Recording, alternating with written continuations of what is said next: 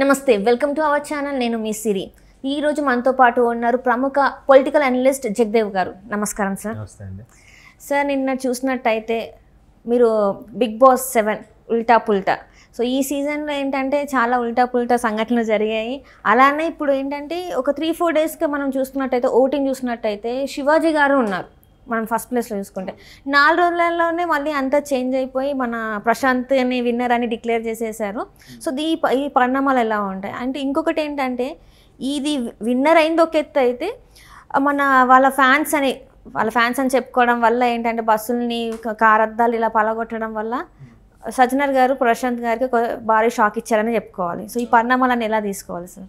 అంటే యాక్చువల్గా అంటే బిగ్ బాస్ ప్రోగ్రామ్ అది ఏదైతే రియాలిటీ షో అంటున్నారో ఆ రియాలిటీ షో మొదటి నుంచి కూడా వివాదాలుగానే వెళ్తుంది. ఎందుకంటే ఇది స్టార్ట్ అయినప్పుడు తెలుగులో కూడా బినోజాయ్ సంథింగ్ వాళ్ళు కాన్సెప్ట్, ఇది నార్త్లో ఫస్ట్ స్టార్ట్ అయింది. తర్వాత వాళ్ళు కాన్సెప్ట్ మేబీ ఇంటర్నేషనల్ ఎక్కడో ఫస్ట్ టైం శిల్పా శెట్టి గారు ఎప్పుడప్పుడు గెలుచుకున్నారు అన్నట్టుగా వార్తలు చాలా ఏళ్ళ కిందట. తర్వాత అది మన ఇండియన్ కల్చర్లో కూడా వచ్చింది, ప్రతి భాషకు కూడా అది అనువదించబడింది, ఏ ప్రాంతంగా ఆ ప్రాంతంగా. అది బిగ్ బాస్ సీజన్ 1 అప్పుడు కూడా ఇదే నాగార్జున గారు కూడా నాకు ఒక స్టేట్మెంట్ ఇచ్చినాడు గుర్తు. దీనంతా అంటే నచ్చదు అన్నట్టుగా కొంచెం ఎబ్బట్టుగా వ్యాఖ్యలు చేశారు ఆయన. సో అదే వ్యక్తి 2 సీజన్ల తర్వాత మొదట ఎన్టీఆర్ తర్వాత నాని ఇద్దరు చేశారు, వాళ్ళిద్దరు. తర్వాత 3rd సీజన్ నుంచి ఈయనే కంటిన్యూ అవుతున్నారు. అంటే 5 సీజన్లకి ఈయనే చేశారు. సో చేస్తూ ఇప్పుడు ఏమవుతుందంటే, నేను జనరల్గా రెగ్యులర్గా ఫాలో అవ్వను, బట్ ఈ 7 మాత్రం బాగా ఫాలో అయ్యాను. మీరు అన్నట్టుగానే నేను నా ఆఫీసుల్లో కూడా ఈ రాత్రి ఆడ అలా బిహేవ్ చేయడం కరెక్ట్ కాదు కదా, వీడు ఎలా బిహేవ్ చేయడం కరెక్ట్ కదా అని మాట్లాడుకునేవారు. అండ్ మోర్ ఓవర్ అది కూడా నా ఉద్దేశం స్క్రిప్ట్ అని, డైరెక్టెడ్ స్క్రిప్ట్ అన్నట్టుగా నా ఉద్దేశం. బట్ వాళ్ళు రియల్గానే రియాక్ట్ అవుతుంటారు అన్నట్టుగా చాలామంది అపోహలు కూడా ఉన్నారు. ఈ రెస్లింగ్ లాగా WWF ఫైట్స్ లాగే ఉంది. అయితే ఆ బిగ్ బాస్ సైట్ ఓటింగ్ సంబంధించి చూస్తే లాస్ట్ 2 వీక్స్ వరకు కూడా, అంటే ఎప్పుడైతే ఎలిమినేషన్ పార్ట్ ఆగిపోయిందో అంతవరకు కూడా నేను అబ్జర్వ్ చేసింది శివాజీ గారి పేరే ఫస్ట్ ప్లేస్లో ఉంది. ఇంచుమించు 60,000-70,000 ఓట్ల మెజార్టీతో. ఇది ఒక్క 4 డేస్ బ్యాక్ చూస్తే పల్లవి ప్రశాంత్ ఆయనది పైకి ఉంది. ఆయన ఆడలేదు నన్ను అని మొదటి నుంచి కూడా నేను అబ్జర్వ్ చేసింది ఏంటంటే, ఆయన సానుభూతి కోసం నాకు సానుభూతి కావాలన్నట్టుగానే బిహేవ్ చేశాడు. నేను ఏమి తెలియని స్థాయి నుంచి వచ్చాను, ఏమీ తెలియని స్థాయి ఒక రైతు బిడ్డ అయితే వీళ్ళందరూ పాస్ట్ లైఫ్ నుంచి వచ్చిన వాళ్ళే, సినీ రంగము లేదా కళారంగం నుంచి సంబంధించిన వ్యక్తులు. వీళ్ళతో పాటు ఈక్వల్గా ఎలా పార్టిసిపేట్ చేయగలిగాడు? అంటే కామన్ మ్యాన్గానే వెళ్ళాడు. కామన్ మ్యాన్గా వెళ్ళొచ్చు. కొన్ని యాక్టివిటీస్ నేను చూస్తే కానీ ఓహో ఇది ఇలా ఉంటుందని మనకు తెలియదు. ఓహో ఇక్కడ ఇలాంటి గేమ్లు ఉంటాయా, లేదంటే ఇలాంటి దగ్గర ఎలా బిహేవ్ చేయాలా, డ్రెస్సింగ్ సెన్స్ కానీ ఇవన్నీ కామన్ మ్యాన్లో వాళ్ళు పెట్టెలతో తీసుకొచ్చారు అవి అనుకున్నప్పుడు అవన్నీ నిజంగా అయితే ఆయనకు అలాంటి కాస్ట్యూమ్స్ అవన్నీ ఎలా ఉంటాయి? సో డైరెక్షన్, సో అదొక పార్ట్ 2 స్క్రిప్ట్ అంతా ఉన్నాడు. ప్రతిదానికి ఏడుస్తూ చేస్తూ వచ్చాడు ఆయన. సో అంటే చాలామంది పోన్లే, నేను కాదన్ను, ఒక రైతు బిడ్డగా వచ్చిన వ్యక్తి అంత మాత్రాన పోన్లే ఆయన ఏం చేయకపోయినా, ఆయన అన్నిటికీ తప్పు చేసినా కూడా అన్నిటికీ ఏడ్ చేస్తే ఆయనకి సానుభూతి ఇచ్చేసి మిగతా వాళ్ళకి ఎలిమినేషన్ చేసేస్తే ఎంతవరకు కరెక్ట్? ఇప్పుడు అమ్మాయి ఎవరో ఒక మధ్యలో ఎంట్రీ చేశారు, వైల్డ్ కార్డ్ ఎంట్రీ అని, నయని అనే అమ్మాయికి, ఆ అమ్మాయికి ఎంట్రీ చేశారు. ఆ అమ్మాయిది నిజంగా చాలా బాగా ఆడింది, అన్నిట్లో కూడా చాలా యాక్టివ్గా కనబడింది. జస్ట్ 1 వీక్ మాత్రమే ఉంది. మరి ఎలాగా ఆమె ఎలిమినేట్ అయిపోయింది? దేని బేస్ చేసి? ఓట్ పరంగానే చెప్తారు కదా. అక్కడికి వచ్చాను, మంచి పాయింట్. ఓటు పరంగానే వెళ్ళిపోయారని చెప్తున్నారు కదా. మరి 4 డేస్ 5 డేస్ బ్యాక్ వరకు కూడా శివాజీ గారు హిట్ లిస్ట్లో ఓటింగ్లో ఫస్ట్ లిస్ట్లో ఉన్న అతను వీడిని దాటుకొని 1 lakh పైన పల్లవి ప్రశాంత్కి వచ్చాయని చూపించారు. సరే, సెకండ్ ప్లేస్లో ఎవరున్నారు ఓటు ప్రకారము? శివాజీ గారు ఉన్నారు. మరి అటప్పుడు శివాజీ గారు రన్నర్ అవ్వాలి కదా. రన్నర్ అమర్దీప్ ఎలా వచ్చారండి? మీరన్న పాయింటే నేను చెప్తున్నా. ఓటు ప్రకారం అయితే శివాజీ గారు రన్నర్ అవ్వాలి, అవునా కదా. మరి పల్లవి ప్రశాంత్ వచ్చి అమర్దీప్ ఇది ఎలా వచ్చారు కదా.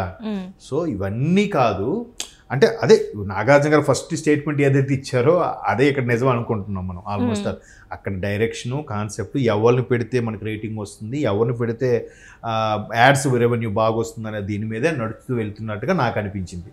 నెక్స్ట్ బిగ్ బాస్ మీరు అన్నట్టుగా ఆ ప్రోగ్రామ్కి అక్కడికి వెళ్ళేటప్పుడు అక్కడికి ఫ్యాన్స్ ఎవరు వెళ్తారు చెప్పండి? మ్యాక్సిమం బిగ్ బాస్ అనేది కంటిన్యూస్గా ఉండే ఈవెంట్ కాదు, ఇయర్లీ వన్సో లేదంటే సరిగ్గా కాన్సెప్ట్ అనుకున్న పర్సన్స్ దొరుకుతారో లేదో అన్న సందర్భంలో దాన్ని బట్టి వాళ్ళు కరెక్ట్గా అడ్జస్ట్ చేసి ఏదైతే 105 days ఉన్నాయో లేదా 100 days, ఇంతకుముందు 100 days ఉండేది అనుకుంటా, ఫస్ట్ అయితే 75 days ఏమో సంథింగ్ అలా.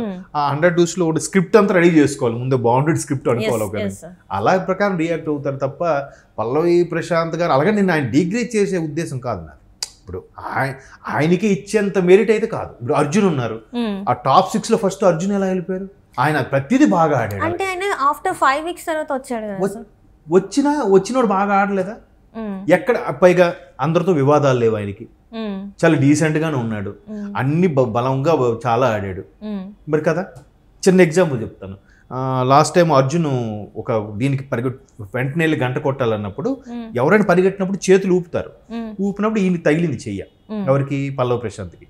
నువ్వు నాకు కావాలని చూసినావు, నేను కావాలని తోసినావు అని చెప్పి పెంట పెట్టాడు. ఎందుకు? సానుభూతి, ప్రతిదీ సానుభూతి. అక్కడ అర్థమైంది శివాజీ గారు బిగ్ హ్యాండ్, ఆయన అందరికన్నా సీనియర్, ఆయన పట్టుకుంటే బాగుంటుందని పెట్టారు. సానుభూతి కోసం మాట్లాడాడు. మరి ఇదే పల్లవి ప్రశాంత్ ఒకవైపు ప్రియాంకకి, మరోవైపు యావరికి కూడా చేయి తగిలింది. అదే విషయం మీద నువ్వు కావాలని గుంజుకుని చెప్పి అర్జున్ మీద సీరియస్ అయిపోయాడు పల్లవి ప్రశాంత్. ఇవి వెంటనే యావర్ని అడిగితే నాకు తెలియదు, నాకు అడక్కన్నాడు. ఎందుకు? వాడికి కూడా దెబ్బ తగిలింది కానీ ఆడు ఓపెన్ అవ్వలే. ఇదే పల్లవి ప్రశాంత్ చెయ్యి ఎవరికి తగిలింది, ఆడు మాత్రం సానుభూతి కోసం ఓట్ల కోసమో యాక్ట్ చేయలే. అంటే ఇక్కడ అందరికన్నా ఎక్కువ యాక్ట్ చేసింది పల్లవి ప్రశాంత్ అని నాకు అనిపించింది, నా అభిప్రాయం మాత్రం. ఇప్పుడు ఒక ఎంత స్థాయి నుంచి వచ్చినంత మాత్రాన బాగా ఆడపోయిన ఇచ్చేయాలని లేదు. చాలా సందర్భాల్లో పాడుతా తీగలో బాలసుబ్రహ్మణ్యం గారు అదే చెప్పారు, ఒక వ్యక్తికి అవార్డు గిఫ్ట్ వచ్చిన తర్వాత మళ్ళీ సారి ఆయనకి అరే ఈ లాస్ట్ టైం ఈయనకి ఇచ్చాం కదా ఈసారి ఈయనకి ఇద్దామని అనుకోవడానికి లేదట. ఈసారి కూడా వాడు పెర్ఫామ్ చేస్తే వాడికే ఇవ్వచ్చు. అరే వాడు రైతు బిడ్డ లేనితనం నుంచి వచ్చాడు, వాడు చాలా పూర్ ఫ్యామిలీ నుంచి వచ్చాడు, వాడికి ఇద్దాము, అది కరెక్ట్ కాదు. ఎవడు పరబడి చేస్తే వాడికే ఇవ్వాలి కదా. ఇక్కడ ఏంటంటే ఆ జనాల్లో ఒక క్రేజు రైతు బిడ్డ అని తీసుకుని వచ్చేసి అన్నీ చేశారు కాబట్టి ఇంకా అలా చేస్తేనే ఇన్కమ్ వస్తుంది అనుకున్నారు, లేకపోతే అలా అయితేనే బాగుంటుంది అనుకున్నారు, ఆయనకే కట్టబెట్టారు కదా. అలాంటప్పుడు వెంటనే ఏమైంది, రాత్రికి పల్లవి ప్రశాంత్కి ఎవరికి మాటలు లేకపోతే ఆ రోజు చేయి తగిలిన రోజు అప్పుడు యావర్ గడు చెప్పాడు, అన్న నాకు తగిలించాడన్న, కాకపోతే నేను ఇలాగే నేను ఏం చెప్పలేదు అంటే మీ ఇద్దరు ఏదో కాంప్రమైజ్ అయిపోంటారని వాళ్ళ ముగ్గురు ఒక టీం కదా, శివాజీ, యావరు, పల్లవి ప్రశాంత్. సో కాంప్రమైజ్ చేసాడు. బయట అర్జున్ అనేసరికి మాత్రం ఆడు కావాలని చేయి తగిలించాడంట. ప్రతిదీ ఈ పల్లవి ప్రశాంత్ ఇప్పుడు కావాలని ఉండేవాడు, ఏం తెలియదు అనుకున్నాడు, నామినేషన్ ఇచ్చేసరికి పెద్దగా రైజ్ అయిపోయి ఎలా చేశారు అంటే ఇక్కడ స్క్రిప్ట్ ఇచ్చి డైరెక్ట్ యాక్ట్ చేయమన్నారా, లేదు నిజంగా చేశారా కదా. మీరు మధ్యలో వైల్డ్ కార్డ్ ఎంట్రీ అంటే వాళ్ళతో సమానంగా అన్నిటికీ పార్టిసిపేట్ చేస్తున్నప్పుడు అర్జున్ ఎలాగా టాప్ 6 నుంచి ఫస్ట్ తీసేస్తారు? అంటే ఇక్కడ వీళ్ళ అనే వర్షన్ ఏంటంటే ఫస్ట్ 5 weeks నుంచి కూడా మేము కష్టపడ్డాం కదా, నువ్వు మధ్యలో వచ్చావు అని చెప్పి అదే తప్పు అంటున్నాను నేను. ఫస్ట్ 5 weeks నుంచి కష్టపడ్డాము, నువ్వు మధ్యలో ఎంట్రీ చేయొద్దు, అలాంటప్పుడు వైల్డ్ కార్డ్ ఎంట్రీ ఇవ్వద్దు, అలా కాన్సెప్టే పెట్టద్దమ్మా. ఆ కాన్సెప్ట్ ఎందుకు పెట్టారు? సో అందరికి సమాన హక్కు ఇవ్వడానికి కదా పెట్టారు. ఇప్పుడు ఫర్ ఎగ్జాంపుల్ మీకు ఎలా చెప్పాలి, మిలిటరీ ఉందనుకోండి, స్టార్టింగ్ నుంచి రన్నింగ్లు అన్ని టెస్టులు పాస్ అయ్యి వెళ్ళి ఆడ ఒక ఆఫీసర్ అవుతాడు.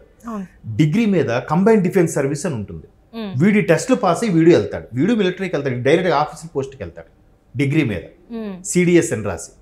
వాడు చిన్న కింద స్థాయి నుంచి వెళ్ళి అలాగ దాన్ని ఏమంటారు సుబేదారు, నాయక్ సుబేదారు, లెఫ్టినెంట్గా అలాగ ఒక పొజిషన్కి వెళ్తారు, మేజరు అలాగే. వీడికి వైల్డ్ కార్డ్ ఎంట్రీ అంటే వీడికి అర్హత ఉంది కాబట్టి ఎంటర్ చేశారు కదా, సమానం. అలా లేదు, ఎవరు వాడితే వాళ్ళకి ఇవ్వాలి. మధ్యలో వీడు 5 weeks ఉన్నాడు, ఇంక తీసేయడం ఎంతవరకు కరెక్ట్? వీళ్ళు నామినేషన్స్ వేయడం కూడా ఇలానే జరిగింది, మేము ఇంత కష్టపడ్డాం, సో నువ్వు అర్హుడివి కాదు అని చెప్పి. అదే తప్పు, అదే అంటున్నాను. ఇది అంత బౌండెడ్ స్క్రిప్ట్ అని అంటున్నాను నేను. మీకు అర్థమైంది. నయనీకి వెళ్ళిపోవడం కూడా కరెక్ట్ కాదు.